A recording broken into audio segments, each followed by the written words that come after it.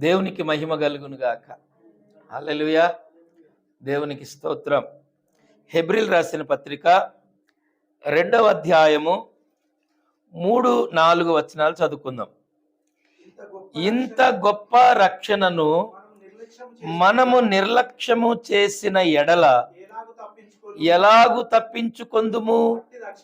అట్టి రక్షణ ప్రభు బోధించుట చేత ఆరంభమై దేవుడు తన చిత్తానుసారముగా సూచక క్రియల చేతను మహత్కార్యముల చేతను నానా విధములైన అద్భుతముల చేతను వివిధములైన పరిశుద్ధాత్మ వరములను అనుగ్రహించుట చేతను వారితో కూడా సాక్ష్యమిచ్చుచుండగా వినిన వారి చేత మనకు దృఢపరచబడెను. హల్లెలూయా. ప్రియమైన దేవుని బిడ్డలారా, చూడండి, ఈ రక్షణ అనేది ఎలా వచ్చింది, ఎలా స్థిరపరచబడింది? దేవుని స్తోత్రం. హల్లెలూయా. అంటే ఒక మనిషి అంటే మారు మనస్సు పొంది, అంటే పాప క్షమాపణ నిమిత్తము మారు మనస్సు పొంది తండ్రి కుమార పరిశుద్ధాత్మ త్రియేక నామములో బాప్తీసము తీసుకొని ఆ తరువాత పరిశుద్ధాత్మ అనేటువంటి కృపావరమును పొందుకొని దేవుణ్ణి వెంబడిస్తారు. దేవుని స్తోత్రం. అంటే ఒక వ్యక్తి మారు మనస్సు పొందడానికి, రక్షణ పొందడానికి, రక్షణ రావడానికి, అందులో స్థిరపడటానికి ఏం జరిగినాయి అంటే, ఉట్టి మాటలు చెప్తే ఎవరు నమ్మరు. ఏమండి? ఉట్టి మాటలు చెప్తే ఎవరైనా నమ్ముతారా? ఎవరు నమ్మరు. ఇప్పుడు 50 రూపాయలకి టీషర్ట్ ఇస్తున్నారు అంటే ఎవరైనా నమ్ముతారా? నమ్ముతారు. నేను తెచ్చుకున్నాను అని చెప్పాలి. హల్లెలూయా. నమ్ముతారు. ఎందుకు నమ్మరు? బ్రదర్, నేను రాత్రి తెచ్చుకున్నా, ఎంజాల్లో ఇస్తున్నారు అంటే నమ్ముతారు. ఇదిగో చూడండి, వాడు పోతాడు. వాడు ఒక్కడు కాదు, 4 తెచ్చుకుంటాడు. వాడు 4 తెచ్చుకొని ఇంకోటి 10 తెచ్చుకుంటాడు. ఎందుకంటే అక్కడ క్రియ అనేది జరుగుతుంది. అది యథార్థమే, అబద్ధమైతే కాదు. అలాగే ఈ లోకంలో ఒక వ్యక్తి రక్షణ పొందడానికి ఎన్నో అద్భుతాలు చేశాడు దేవుడు. Praise the Lord. ఊరికినే ఎవరో పిలిస్తే, రోడ్డు మీద పోయే వాళ్ళని పిలిస్తే రక్షణకి పొందరు ఎవరు. దేవుని స్తోత్రం. హల్లెలూయా.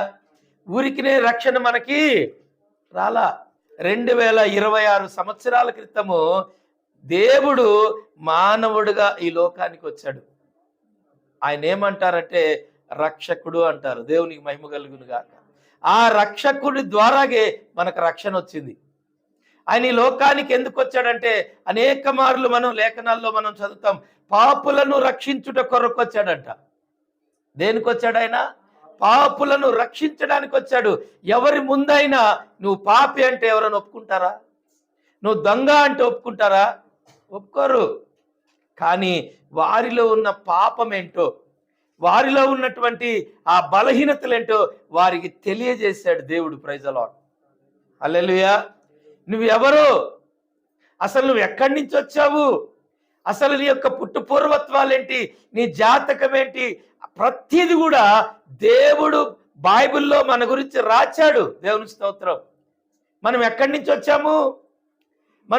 వచ్చామంటే దేవుని వద్ద నుండి మనం ఈ భూలోకానికి వచ్చాం. దేవుని స్తోత్రం. ప్రతి మానవుడు తల్లి గర్భములో నుండి నేను వచ్చానంటాడు. దేవుని స్తోత్రం. కానీ బైబిల్ ఏం చెప్తుందంటే, మానవుడు ఎక్కడి నుంచి వచ్చాడంటే దేవుని వద్ద నుండి వచ్చాడు. అంటే మానవుడు దేవుని వద్ద నుండే వచ్చాడు. ప్రత్యేకంగా ఎక్కడ కూడా ప్రత్యేకంగా ఇది కలగలేదు. అందుకని బైబిల్ ఏంటంటే, కుమారులు కుమార్తెలు ఎవరైనా అది యెహోవా ఇచ్చిన బహుమానం అని ఉంటుంది. దేవునికి స్తోత్రం. ఆ యొక్క మొదటి మానవుని ద్వారాగే ఈ సృష్టిలోకి ప్రతి మానవుడు జన్మించాడన్న సంగతి మనకు తెలిసిందే. దేవునికి మహిమ కలుగును గాక.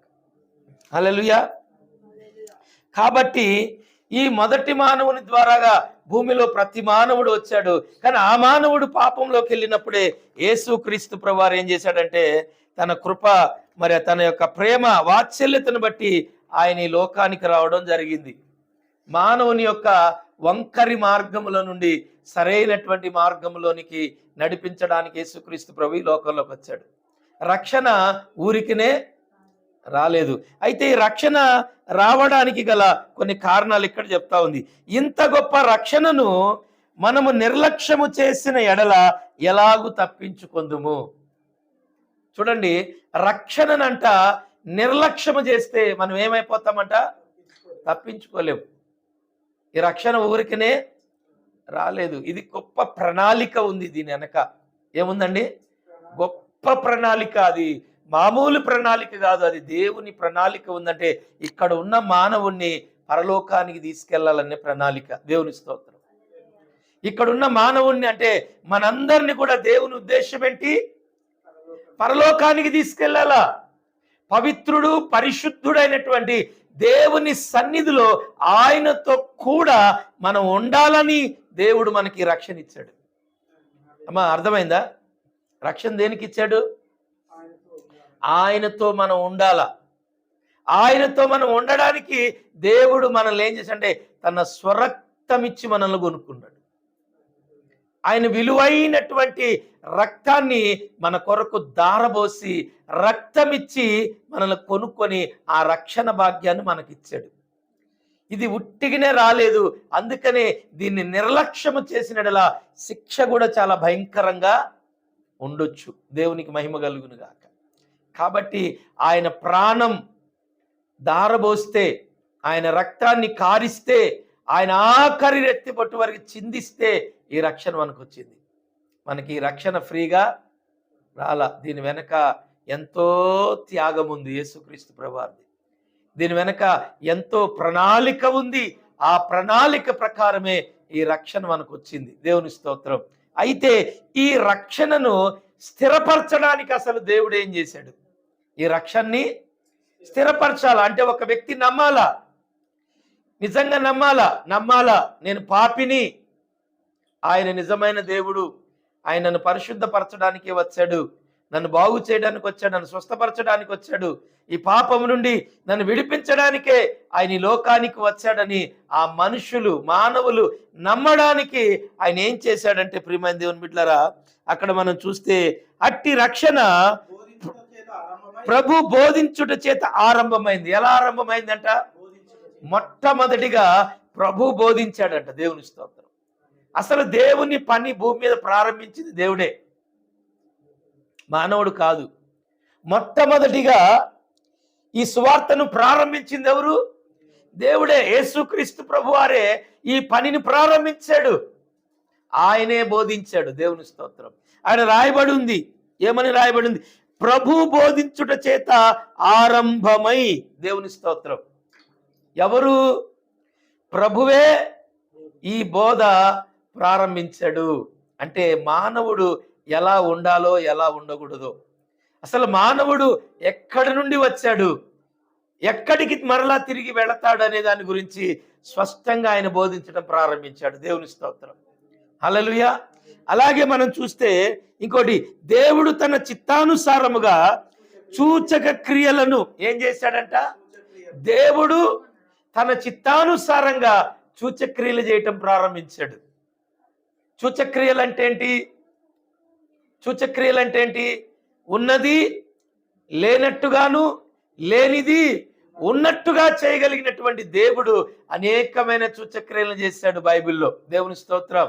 చూడండి, గుడ్డివారికి చూపునిచ్చాడు, మూగవారితో మాట్లాడించాడు, చనిపోయిన వారిని లేపి నడిపించాడు, మరి పక్షవాత రోగులను స్వస్థపరిచాడు, మరి భయంకరమైనవి వ్యాధులు కుంటివారిని నడిపించాడు. ఎన్నో సూచక్రియలు చేశాడు. దేవుని స్తోత్రం. ఎన్నో అద్భుతాలు చేశాడు. ఇంకా అక్కడ చూస్తే అక్కడ ఇంకా మాట ఉంటుంది చూడండి, మహత్కార్యములు చేతును. చూడండి ఏంటంటే మహత్కార్యములు, అద్భుతాలు. మహత్కార్యం, చనిపోయిన వ్యక్తిని లేపడం అంటే ఏంటండి? అద్భుతమేగా, మహత్కార్యమేగా. చూడండి అక్కడ ఒక మాట, మరి లాజరు చనిపోయి ఎన్ని రోజులైంది? 3 దినాలు సమాధిలో ఉన్నాడు కదా. 4వ దినం కూడా వచ్చినట్టుంది. దేవునికి మహిమ కలుగును గాక. అయితే మరి చూసేవాళ్ళు ఏమనుకున్నారు? ఆ మనిషి లోపల కుళ్ళిపోయాడు, ఆ మనిషి మరలా తిరిగి ఎలా బ్రతుకుతాడు? మరి యేసు ప్రభువారు ఏమంటున్నాడు? ఆయన నిద్రిస్తున్నాడు అంటున్నాడు. దేవుని స్తోత్రం. ఆయన ఏమంటున్నాడు? యేసయ్య లాజరు నిద్రపోతున్నాడు, మీరు నమ్మండి చాలు. ఏం చేయాలి? నమ్మాలి. నమ్మితే నా మహిమను మీరు చూస్తారు. దేవునికి మహిమ కలుగును గాక. చూడు ఎంత చక్కగా చెప్తున్నాడు. మీరు నమ్మితే నా మహిమను చూస్తారు. కానీ ఎవరైనా 4 రోజులు మరి సమాధిలో పెట్టినటువంటి ఒక శవం లేచి సజీవంగా బయటికి వస్తుందంటే ఎవరన్నా నమ్ముతారా? అంత ఈజీగా నమ్మకం కలుగుతుందా? ఏమండి, ఎవరికైనా నమ్మకం కలుగుతుంది? ఇప్పుడు మనం చెప్తాము, మనం చెప్తే ఈ కాలనీ వాళ్ళు నమ్ముతారా? ఎవరు నమ్మరు. వాళ్ళు ఇంకా పైపెచ్చి అంటారు, పిచ్చి ముదిరిపోయినట్టుంది అంటారు. ఏమంటారు? పిచ్చి ముదిరిపోయింది, ఎర్రగడ్డ మెంటల్ ఆసుపత్రికి తీసుకొని పోయి సరి చేయించాలంటారు. దేవుని స్తోత్రం. అంతకు మించి వాళ్ళు నమ్మరు. లోకంలో లోకానుసారమైన మాటలు ఏం చెప్పినా నమ్ముతారు. ఏమండి, లోకానుసారమైనవి ఏం చెప్పినా నమ్ముతారు. మీరు 50,000 కడితే మీ 10 లక్షల రూపాయలు లోన్ వస్తుందంట. అద్భుతం, అద్భుతం, అమోఘం అంటే పోయి కడతారు. దేవుని స్తోత్రం. 500 రూపాయలు ముందు కడితే మీకు ప్లాట్ 200 గజాల ప్లాట్ అంటే పొలోమంటూ 50,000 మంది పోయాన కడతారు. మునిగిపోవడానికైనా ఇష్టపడతారు. కానీ అవతల వాడు మమ్మల్ని అందరినీ మోసము చేస్తున్నాడు, ఇదంతా కూడా ఒక స్కామ్, ఇదంతా ఒక కుట్ర అని మాత్రం ఎవరు కూడా తెలుసుకోరు. ఎందుకంటే మోసపూరితమైనది అపవాది. దేవుని స్తోత్రం. అపవాది ప్లాన్ ఏంటి? నిన్ను మోసగించాలి. దాని యొక్క ఆలోచన నిన్ను మోసపరచాలి, నిన్ను ఇబ్బంది పెట్టాలి, నిన్ను ఆటంకపరచాలి, దేవుని కార్యము నీ జీవితంలో జరగకుండా చేయాలి. అంతే. దేవుని స్తోత్రం. హల్లెలూయా. దేవుని చిత్తం, దేవుని కార్యం నీ జీవితంలో జరగకుండా ఉండాలంటే మరి అపవాది నిన్నేం చేయాలి? మోసం చేయాలి. మోసం చేయడానికి వాడు చేసే ప్లాన్లు అనేకమైనవి ఉంటాయి. దేవుని స్తోత్రం. వాడు కూడా బోల్నల్ని ప్లాన్లు చేస్తాడు. అంటే మనం అడగకుండానే మన కోరికలు తీరుస్తాడు. కొన్నిసార్లు మనం అడగకుండానే మన అక్కర్లు తీరుస్తుంటాడు.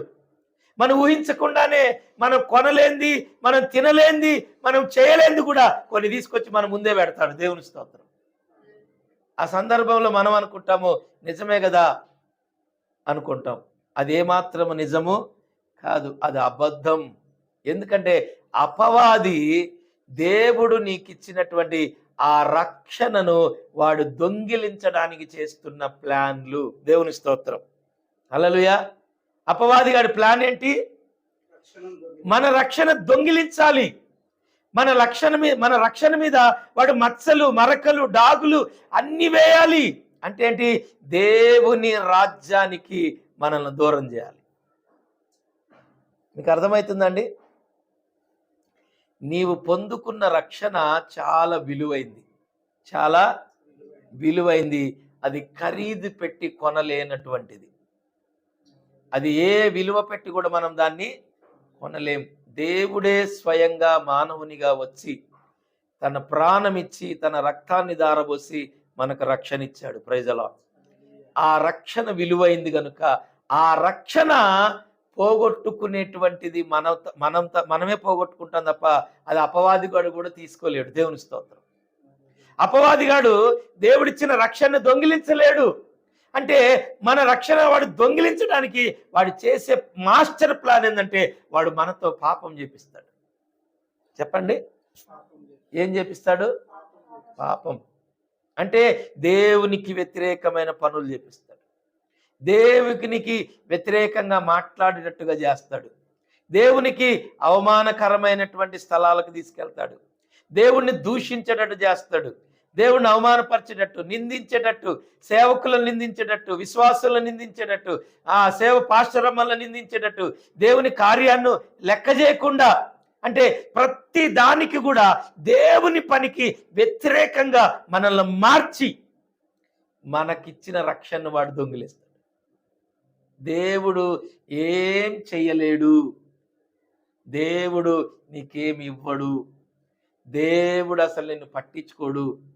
నీ ఇంట్లో నీ తల్లిదండ్రులు నిన్ను పట్టించుకోరు, నీ బంధువులు నేను ఎవరు నిన్ను పట్టించుకోరు, నేనే నీకు గొప్ప అని చెప్తాడు వాడు. దేవుని స్తోత్రం.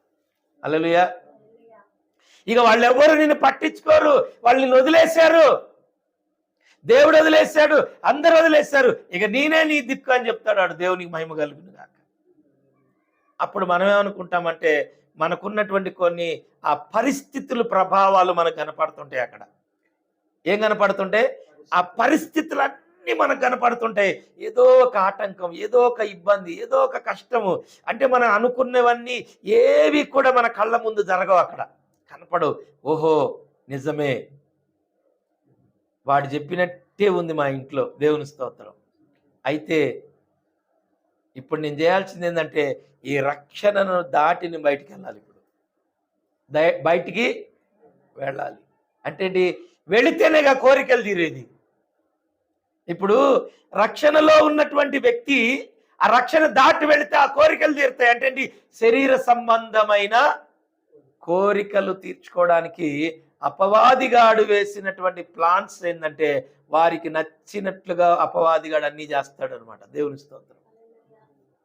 అది చివరికి మనకి తెలియకుండానే మనం ఏం చేస్తామంటే ఓ భయంకరమైన పాపములో, ఓ భయంకరమైన ఉచ్చులో పడిపోయి చివరాఖరికి రొమ్ము కొట్టుకొని ఏడ్చేటువంటి ఓ దౌర్భాగ్యమైన పరిస్థితి వస్తుంది. దేవుని స్తోత్రం.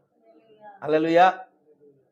అందుకని అపోస్తుడైన పౌలు అంటాడు, క్రీస్తుతో శ్రమపడుట నేను భాగ్యమని ఎంచుకున్నాను.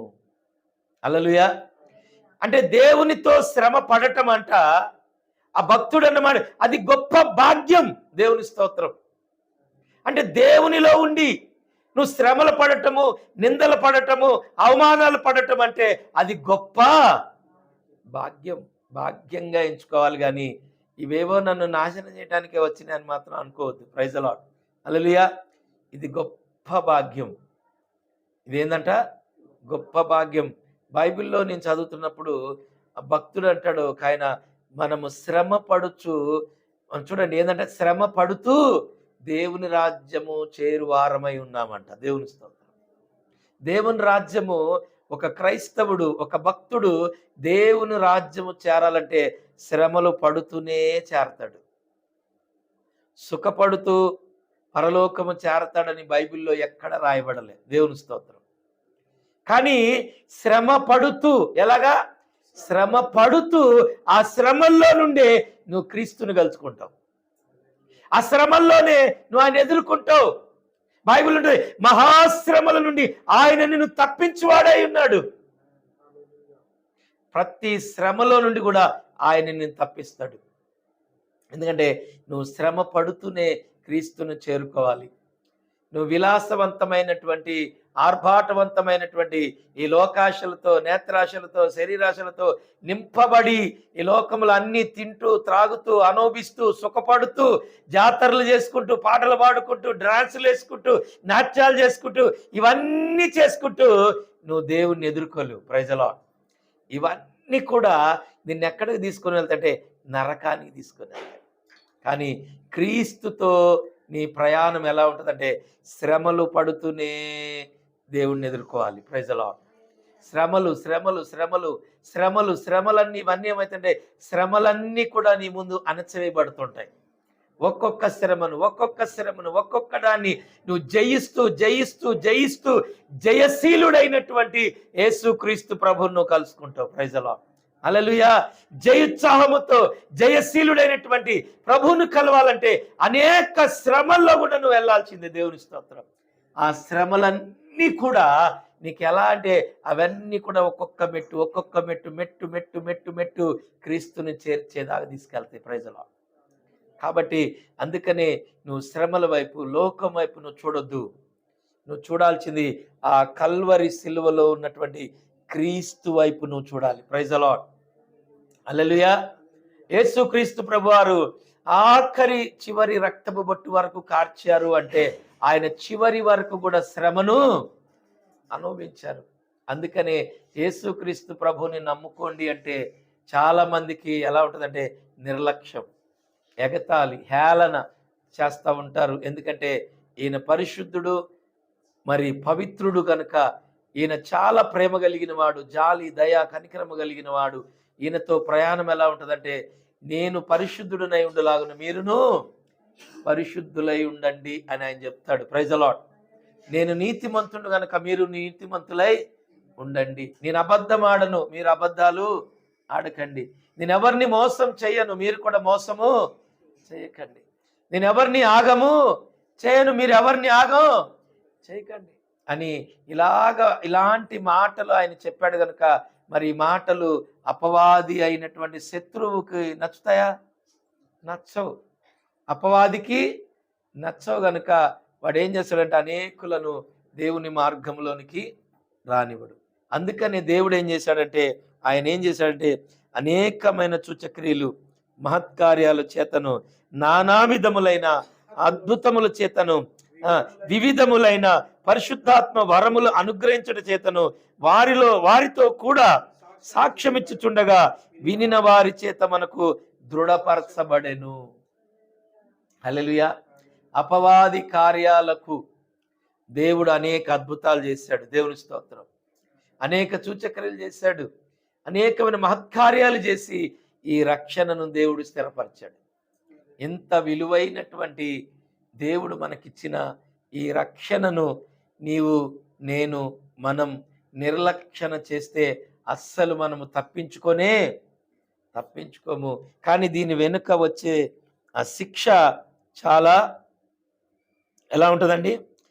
భయంకరంగా ఉంటుంది. చూడండి, ఏప్రిల్ రాసిన పత్రిక 10వ అధ్యాయము 28వ వచనం చూడండి. ఎవడైనను మోషే ధర్మశాస్త్రమును నిరాకరించిన ఎడల ఇద్దరు ముగ్గురు సాక్షుల మాట మీద కనికరింపకుండా వారిని చంపించుదురు. ఇట్లుండగా దేవుని కుమారుని పాదములతో త్రొక్కిన తాను పరిశుద్ధపరచబడుటకు సాధనమైన నిబంధన రక్తమును అపవిత్రమైనదిగా ఎంచి కృపకు మూలమగు ఆత్మను తిరస్కరించిన వాడు ఎంత ఎక్కువైన దండనకు పాత్రుడుగా ఎంచబడునని మీకు తోచునా? హల్లెలూయా, హల్లెలూయా. చూడండి, ఎంత భయంకరమైనటువంటి దండన. ఎలాంటి దండన అంట? ఏందంట? 20 అక్కడ పైన ఉంది, ఎవడైనను మోషే ధర్మశాస్త్రమును నిరాకరించిన ఎడల ఇద్దరు ముగ్గురు సాక్షుల మాట మీద నిరాకరింపకుండా వారిని చంపుదురు. అంటే ఏంటి? ఆ కాలంలో ధర్మశాస్త్రాన్ని ఎవరైనా తునీకరిస్తే ఏం చేసేవాళ్ళంట? ఇద్దరు ముగ్గురు సాక్షులను తీసుకునేవాళ్ళు. అవునా? కోర్టుకు వెళ్ళినా కూడా ఏం కావాలి? ఇప్పటికి కూడా కోర్టులో కూడా ధర్మశాస్త్రమే నెరవేర్చబడుతుంది. ఇద్దరు ముగ్గురు సాక్ష్యాలను బట్టి ఆ వ్యక్తి మీద శిక్ష అమలు చేస్తారు. అవునా కదా? అది పాత నిబంధన సిద్ధాంతం. మరి కొత్త నిబంధన సిద్ధాంతం ఏంది? ఇట్లుండగా దేవుని కుమారుని పాదములతో త్రొక్కి తాను పరిశుద్ధపరచుటకు సాధకమైన నిబంధన రక్తమును అపవిత్రమైనదిగా ఎంచి కృపకు మూలమగు ఆత్మను తిరస్కరించిన వాడు ఎంత ఎక్కువైన దండనకు పాత్రుడుగా ఎంచబడునని మీకు తోచును. అంటే దానికి మరణశిక్ష విధించబడింది. దేనికి? ధర్మశాస్త్రాన్ని ఎదిరించినందుకు, ధర్మశాస్త్రాన్ని తిరస్కరించినందుకు, ధర్మశాస్త్రాన్ని అవమానపరిచినందుకు ఇద్దరు ముగ్గురు సాక్షులు వచ్చి మరణశిక్ష చేశారు కదండి. ఆ మరణశిక్ష అంటే అదంతటితో అయిపోయింది. అవునా? కానీ మరి దీనికి ఎంత గొప్ప దండన అంటే, మనం ఏం త్రోసిపుచ్చుచున్నాము అంటే నిబంధన రక్తం. దేవుని స్తోత్రం. దేవుని కృప ద్వారా మనకు అనుగ్రహించబడిన పరిశుద్ధాత్మను మనము త్రొక్కుచున్నాము, త్రోసేస్తున్నాము, దాన్ని నిర్లక్ష్యం చేస్తున్నాము గనుక దానికి వచ్చే దండన చాలా భయంకరంగా ఉంటుందంట. హల్లెలూయా. అది ఎలా తప్పించుకుంటాము? అది నువ్వెవరిని త్రోసేస్తున్నావు? రక్షణను నిర్లక్ష్యపరుస్తున్నావు అంటే నువ్వు ఎవరిని త్రోసేస్తున్నావు? దేవుని యొక్క నిబంధన రక్తం, దేవుని యొక్క నిబంధన రక్తము. నీకు ఆయనకి మనకు మధ్యలో నిబంధన ఉంది. నీకు మనకు మధ్యలో ఆయన రక్తము చిందించి ఆయన నిబంధన చేసుకున్నాడు. ఇగో ఇతను పరలోకానికి వారసుడని. దేవుని స్తోత్రం. నేను పవిత్రపరిచి పరిశుద్ధపరిచాడు. మరి అది మనం నిర్లక్ష్యం చేస్తే ఎంత భయంకరమే. చూడండి అక్కడ ఏముందండి, ఎక్కువైన దండనకు పాత్రుడుగా ఎంచబడునని మీకు తోచునా? మీ తోచు. దానికే మరణ శిక్ష పడితే ఈయన మన కోసం ప్రాణం పెట్టాడు కదా, పరలోకాన్ని విడిచి వచ్చాడు కదా, మరి మన కోసం ప్రాణం పెట్టి రక్తాన్ని మన కొరకు, ఆఖరి రక్త కొరకు మన కొరకు చిందించాడు కదా. మరి ఎన్నో సూచక్రియలు, మహత్కార్యాలు, అద్భుతాలు, ఆశ్చర్య కార్యాలు మన కళ్ళ ముందు ఎన్నో చేశాడు కదా. మరి ఇవన్నీ చేసి మనకింత గొప్ప రక్షణ ఇస్తే, ఆయన రక్తంలో మనం పవిత్రపరిస్తే, మనకు పరిశుద్ధాత్మనిచ్చి మనల్ని ఈరోజు ఈ స్థితిలో నిలబెడితే, దాన్ని మనం అవమానపరిస్తే దానికి వచ్చే దండన చాలా భయంకరంగా ఉంటది. కానీ దాన్ని ఊహించలేము అంటున్నాడు. దేవుని స్తోత్రం కదా. ఆ దండన ఎలా ఉంటుందో కూడా అది మనకు తెలియదు. దేవునికి స్తోత్రం. అది ఎంత ఘోరంగా ఉంటుందో అది మనకు తెలియదు. కనుక ఈరోజు మనము చేయవలసింది ఏంటంటే, ఎక్కడైనా దేవుని రక్షణను, దేవునిని, ఆయన యొక్క నిబంధన రక్తమును, ఆయన పరిశుద్ధాత్మను మనం ఎక్కడైనా మరి నిర్లక్ష్యముగా వ్యవహరించినట్లయితే మనం ఏం చేయాలంటే, మొదటిగా క్షమించమని అడగాలి. హల్లెలూయా. లోకాశలకు బడి, నేత్రాశలకు బడి, ఈ లోక సంబంధమైన వాటి మీద మనం మనసును పెట్టి ఒకవేళ రక్షణను పోగొట్టుకునేటువంటి పాపానికి ఒడిగడితే, అలాంటి పాపం, అలాంటి అపవిత్రమైన వారితో అపవిత్రమైన పనులు చేయడానికి ఒకవేళ మనము కూడా వారితో కలిసి చేతులు కలిపితే, మనం చేయవలసింది ఏంటంటే క్షమించమని దేవుణ్ణి అడగాలి. Praise the Lord. లేకపోతే చాలా విలువైన రక్షణ అది నువ్వు నిర్లక్ష్యం చేస్తే నీ మీదకి వచ్చే శిక్ష కూడా చాలా భయంకరంగా ఉంటుంది. దేవుని స్తోత్రం. హల్లెలూయా. మరొక మాట మనం చదువు, మత్తయి సువార్త 4వ అధ్యాయము 17వ వచనం. అప్పటి నుండి యేసు పరలోక రాజ్యము సమీపించుచున్నది గనుక మారు మనస్సు పొందుడని చెప్పుచు ప్రకటింప మొదలు పెట్టాను. దేవునికి మహిమ కలుగును గాక. హల్లెలూయా. ఎవరు ప్రకటిస్తున్నారు ఇక్కడ? చూడండి అక్కడే ఉంది, అప్పటి నుండి యేసు పరలోక రాజ్యము సమీపించి ఉన్నది గనుక మారు మనసు పొందుడని చెప్పుచు ప్రకటింప మొదలు పెట్టాను. ఎవరంట ఆయన? యేసు. ఆయనే, ప్రభువే మొట్టమొదటిగా బోధించాడు. హల్లెలూయా. ఆయనే స్వయంగా పరలోకం నుండి భూలోకాన్ని దిగొచ్చి ఆయనే ప్రకటిస్తున్నాడంటే నరకం ఎంత భయంకరంగా ఉంటుందో. ఏమండి, నరకం ఎంత భయంకరంగా ఉంటుందో దేవుడే స్వయంగా దిగొచ్చాడు.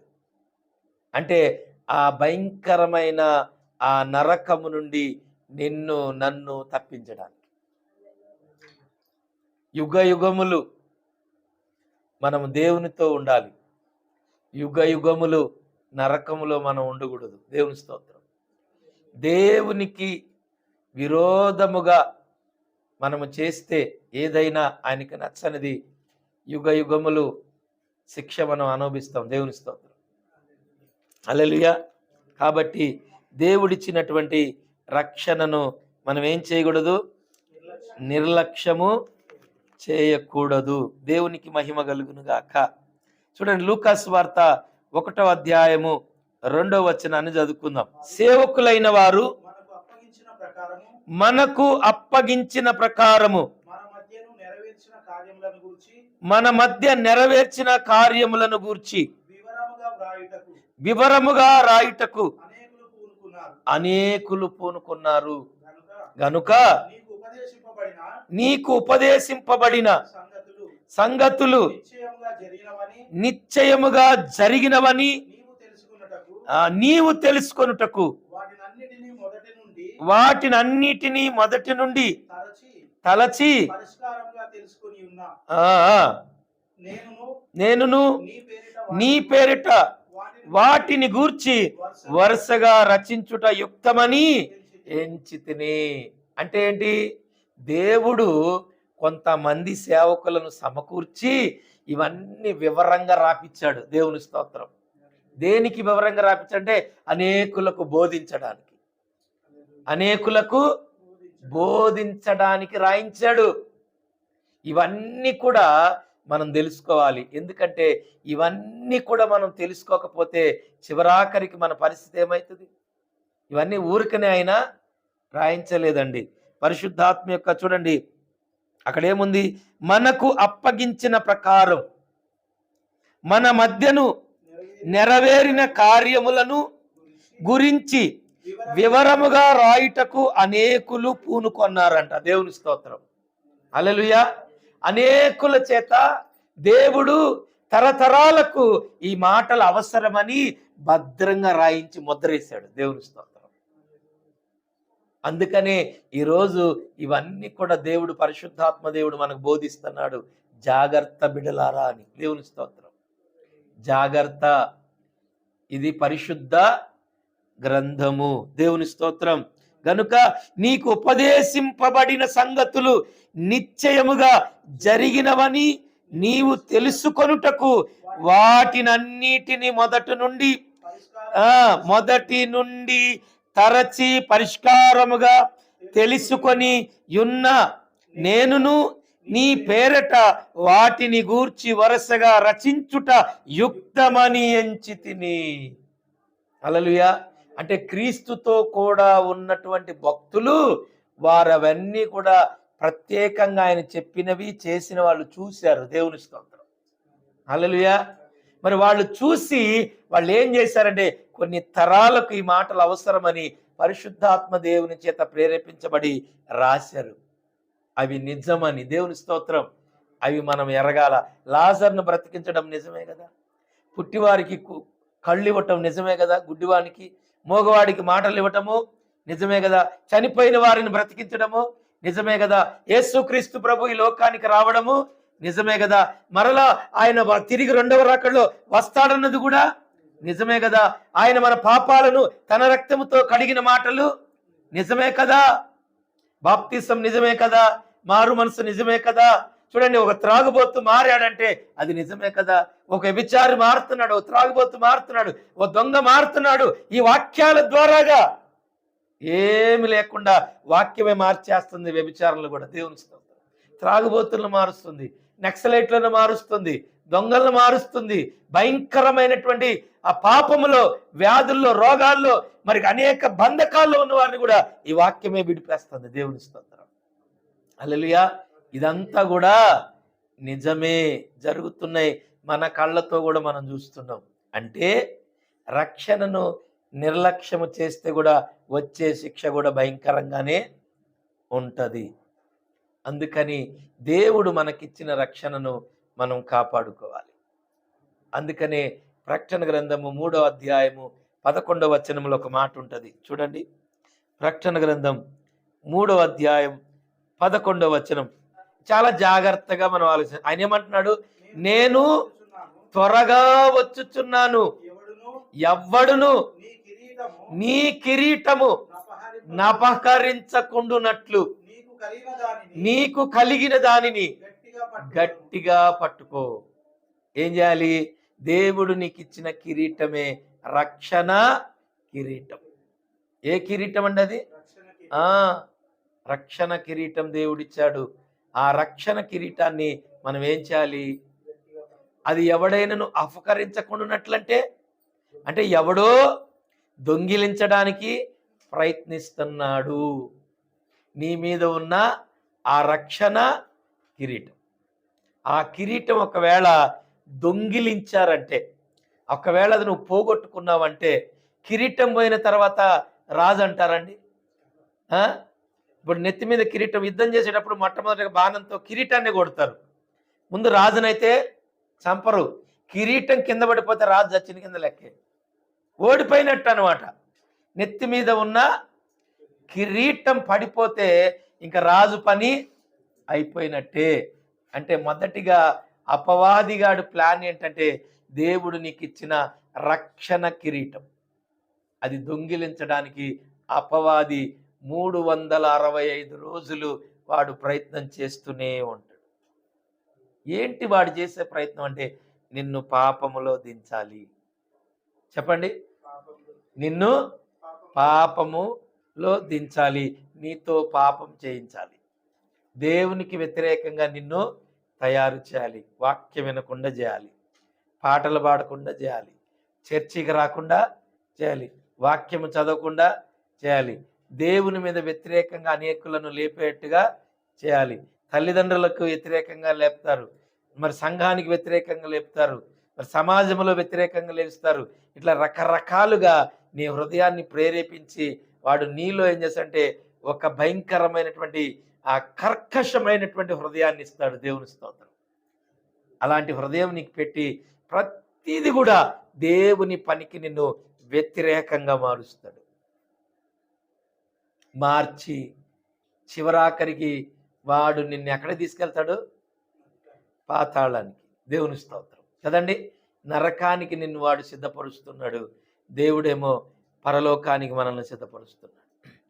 ఇక్కడ మనము గుర్తించాల్సింది 2 విషయాలు మనం గుర్తించాలి. ఒకటి, దేవుని పని దేవుని ఇష్టానుసారంగా మనం చేస్తున్నామా లేదా? దేవుని స్తోత్రం. రెండవది, దేవుని పనికి వ్యతిరేకంగా మనమేమన్నా ఉన్నామా? దేవుని స్తోత్రం. అంతే. చెప్పండి, మొదటిదేంటి?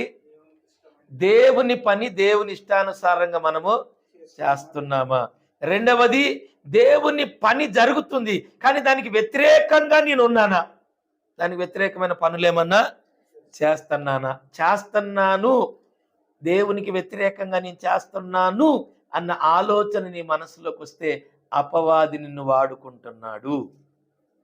అపవాది నిన్ను వాడుకుంటున్నాడు అనేది నీకు అర్థమైతే నీ కిరీటం పోతుంది అనేది కూడా నీకు అర్థము కావాలి. అంటే రక్షణను నీవు నిర్లక్ష్యము చేస్తున్నావన్న సంగతి నీకు అర్థం అవ్వాలి. ఒకవేళ ఆ రక్షణను నువ్వు నిర్లక్ష్యం చేస్తే దాని వెనక వచ్చే దండన కూడా భయంకరంగా ఉంటుంది అని కూడా నువ్వు గుర్తించి ఇప్పుడు నువ్వు చేయవలసింది ఏంటంటే పాపమును ఒప్పుకొనుట. చేస్తే పాపాన్ని ఒప్పుకోవాలి. ప్రభువా, నేను తప్పు చేశాను, నీ రక్షణను నేను నిర్లక్ష్యము చేశాను, నా రక్షణ మీద డాగులు, మచ్చలు, మరి మరకలు అనేకమైనవి నీవిచ్చిన రక్షణ మీద పడ్డాయి. ప్రభువా, నన్ను క్షమించు, నీ రక్తము చేత నన్ను కడుగు, పరిశుద్ధపరచు అని దేవుని సన్నిధిలో మనం మనస్ఫూర్తిగా అడిగితే దేవుడు మనల్ని క్షమిస్తాడు. దేవుని స్తోత్రం. హల్లెలూయా. పరిశుద్ధపరుస్తాడు అంటే మనం కోల్పోయిన దాన్ని మరలా తిరిగి దేవుడు మనకి అనుగ్రహిస్తాడు. ఆమేన్. అనుగ్రహిస్తాడు, ఖచ్చితంగా దేవుడు మనకి ఇస్తాడు. కాబట్టి మనం అడగాలి, మనం పొరపాట్లను సరిదిద్దుకునేవారిగా ఉండాలి. తన అతిక్రమములను ఒప్పుకొని విడిచినటువంటి వ్యక్తులు దేవుని యొక్క కనికరము పొందుకుంటారు. అతిక్రమములు ఏం చేయాలట? ఒప్పుకోవాలి. అయ్యా, మరి నేను ఇలాంటి నీ పనికి నేను ఆటంకంగా అడ్డంగా ఉన్నాను, నేను నీ పని మరి నేను ఇన్ని రకాల ఇబ్బంది పెడుతున్నాను, నన్ను నేనే అపవిత్రపరచుకుంటున్నాను, నన్ను క్షమించు నాయన, నన్ను పరిశుద్ధపరచు నాయన. అయ్యా, నాలో ఉన్నటువంటి ఈ కర్కశమైనటువంటి హృదయాన్ని తీసివేయి నాయన, నాలో ఉన్న ఈ రాతి గుండెను తీసివేయి, నాకు మాంసపు గుండెను దయచేయి, మెత్తని హృదయము నాకు దయచేయి. అయ్యా, నీ పని చేయుటకు నాకు మనస్సును కలిగించు, నేను నీ సహవాసములో పరిపూర్ణత కలిగి నీతో నేను ఉండాలి, నీ పనిలో ఉండాలి, నీ పని చేయాలి, నీ కొరకు బ్రతకాలి, నీ రాజ్యాన్ని కట్టాలి ప్రభా, అనేక ఆత్మలను నేను సంపాదించాలి ప్రభా, మరి నాకు కావాలి, మరి నీ అభిషేకము నన్ను కూడా వాడుకో, నన్ను కూడా బలపరచు, సిద్ధపరచు, స్థిరపరచు నాయన అని మనం దేవుని సన్నిధిలో మరి మొరపెట్టేవారిగా ఉండాలి. దేవుని స్తోత్రం. హల్లెలూయా. దేవుడు నమ్మదగిన వాడు గనుక